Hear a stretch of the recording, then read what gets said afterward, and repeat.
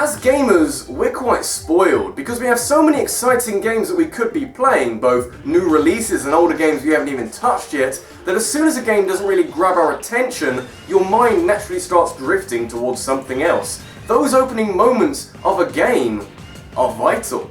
You rarely get a second chance at a first impression. Attention span, especially in the modern day, is unbelievably fragile, and so if a game doesn't immediately grab you, you'll become more and more inclined to play something else. Some games may start slowly, but there are some games that throw you straight into the meat of the action, teach you everything you need to know to have fun, and set the tone for the rest of the game. All in the space of one level. There's no greater test for a game designer than a great opening level. They're not easy, let me tell you. A fact made even more apparent by the tendency for some modern games to forgo letting you work it out for yourself, and instead hold your hand and guide you through the first few hours of gameplay. But when the intro level is done well, you can usually tell.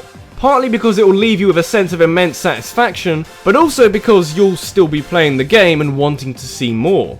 Hook, line and sinker.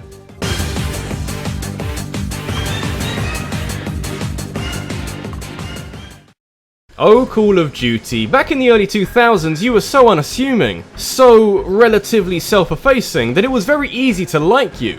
You didn't stride around like you were God's gift to FPS games. You just quietly went about your business as a World War II shooter game, and everything was fine. But in late 2007, Infinity Ward decided to throw Call of Duty into the modern style of shooters. Less trenches and sandbags and more ghillie suits and the occasional nuke. How would Call of Duty cope with such a radical change? Pretty well, as it turns out.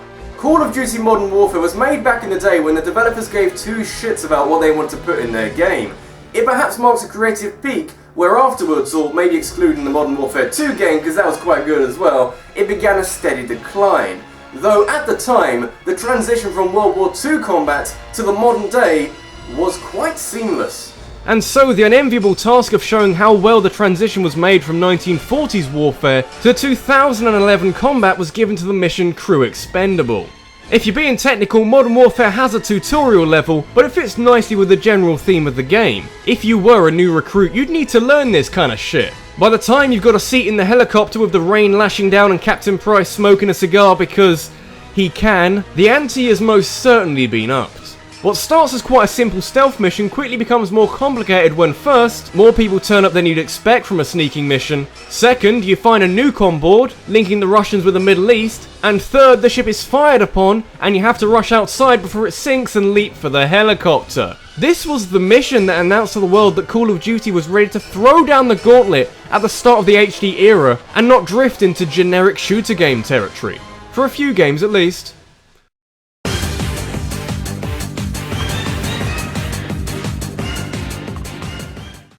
When you're starting off the third game in a series, you need something extra to grab the attention early on. If you're on the third game in the first place, it's highly likely that the first two games are, at the very least, decent games. So you need to set a precedence quickly.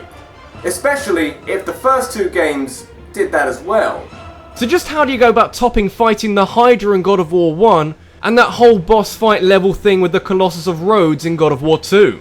Make everything bigger, louder, look nicer, and about 3 times more cinematic. God of War 3, another game designed to show off the merits of HD gaming, opens to a sight that few gamers could believe when they first saw it. I mean, we get a quick look at this mountain for a bit of, hey, this game looks nice. But then we get a scene which could have easily gone at the end of the game. Kratos and a whole bunch of titans ascend Mount Olympus in order to destroy the gods. A plan that I'm sure sounded great, right up until Poseidon dives down and wipes out one titan without really trying. Your first bit of gameplay is destroying random bad guys on Gaia's shoulder?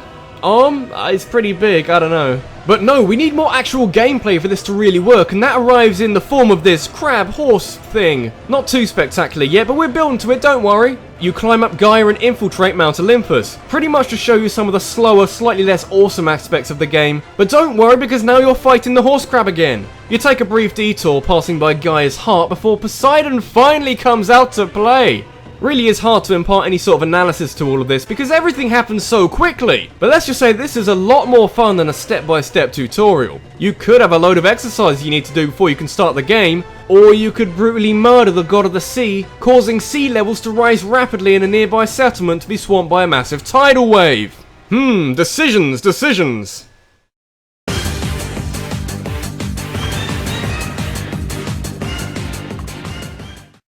Everyone loves a good boss fight, to such an extent that the first boss in the game carries some pretty massive importance. Considering it's your first major obstacle in the game, it's crucial to ascertain what kind of challenges it and others later in your adventure might hold. It's even more vital if your game is effectively an overworld filled with boss fights, and if the first boss is on the cover of the game. That in itself setting a mood that you'll probably take into the game. The first time you see Valus at the start of Shadow of the Colossus, all those massive expectations are given a humongous payout. Technically this is still a sort of level. You see the opening cutscene with your dead girlfriend and the ominous ceiling voice, but after that you're left to fend for yourself with only your magic sword telling you where to go. Whether or not Valus was deliberately located a fair distance away from where you start is hard to say, but it does give you a bit of time to both appreciate the loneliness of the world you've been dropped in, and also to get to grips with the basic controls. By the time you find Valus, not only are you reasonably well versed in how to play this game, but you'll be glad you found something in all this wilderness. And that something is fucking massive and imposing like hell. Valus himself is not the best boss fight you'll come across in Shadow of the Colossus, or the tallest, or the most difficult, or even the easiest, but he may well be the most important. Valus is the focus of the game's box art, this ridiculous sense of scale that's massively weighted against you. It's one thing seeing him on the box art and thinking, oh shit, it's another thing entirely seeing him in the flesh.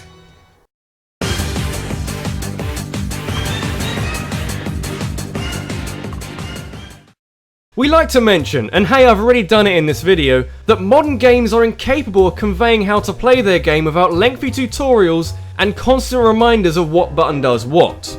Though you'd have to remember that modern games are considerably more complex than the classic games we like to hark on about. At least on a control level, there's far more buttons to press in modern games for a start. Even so, that doesn't mean we can't appreciate when older games get their first level pretty much spot on. The SNES era was a goldmine for this sort of thing, where games are more complicated but game development has come along leaps and bounds, where Super Metroid opens to Samus fighting Ridley and escaping a self-destructing space station, where A Link to the Past opens with Link braving the rain, infiltrating a castle and taking a sword from his dying uncle, where Mega Man X... yeah. I mean, come on, how could I not? Even if it's already been talked about extensively, I can't just leave off the freeway level from Mega Man X. It's a level that benefits heavily from the simplicity of Mega Man X as a game. There's only so many actions you're capable of at the start, and even if Mega Man X did add a whole load of new additions on the basic Mega Man formula, they don't come in until at least halfway through the level, so you can get by on your knowledge of 8-bit Mega Man games alone. And yet this level also makes sure that you know how different Mega Man X is going to be. This level's mere existence, rather than being greeted by a stage selection screen like normal Mega Man games, is enough on its own, but the presence of a mini-boss, an end-of-stage boss that is both not a traditional robot master, and also a fight you can't win, and the introduction of Zero, this superior ponytailed android who serves as a gauge of how far you need to come in this game, and in the fullness of time, just how much you will achieve during your adventure, makes this level something never seen in the Mega Man series before. It takes the well-established idea of Mega Man and makes it multifaceted, while presenting the new additions to the player in very simple terms. Which, being honest, is how most new parts to a game should be explained to a player. Keep it simple, guys.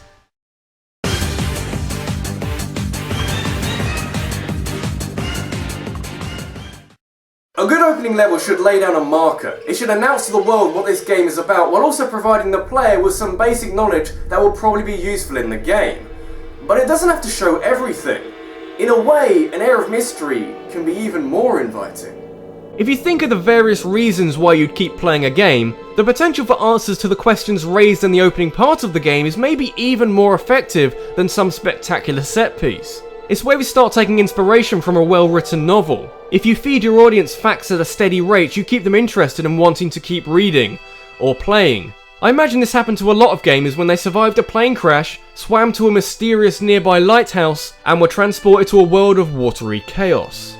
If you know anything about Bioshock, it'll be that it's famously very good at withholding information from you. But rather than be irritating, it's the sort of narrative that gets you speculating and pondering the true nature of most of the game. And it all starts at the very, very beginning.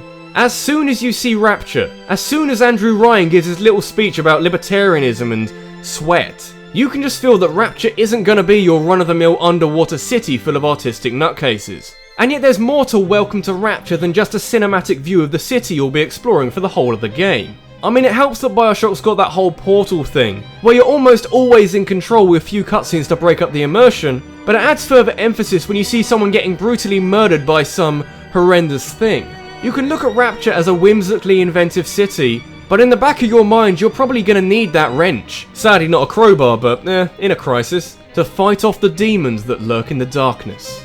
This has been RabbidLuigi, and never forget that there is no right way to start a game. There is no industry standard, if you like. Though you'd have to say it certainly helps to familiarise a player with the tone of your game than it is to bombard them with press B to use your sword, press R2 to shoot, press A to talk to this man. Would you kindly?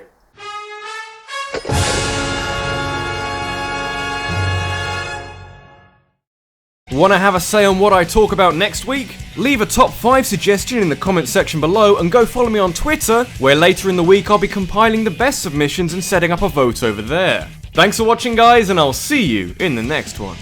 Hey guys, hope you like that. I'll keep this short because the weather's been a bit crazy in the UK the last couple of days, although I'm certain people from any other country in the world will tell me how much hotter it is where they are. Whatever, there's currently a top 5 poll going on via Twitter and Facebook, and it's still pretty open. Or at least it was at the time of recording this. So check that out if you got the time. Personally, I'm gonna go live in a fridge for the next week or so.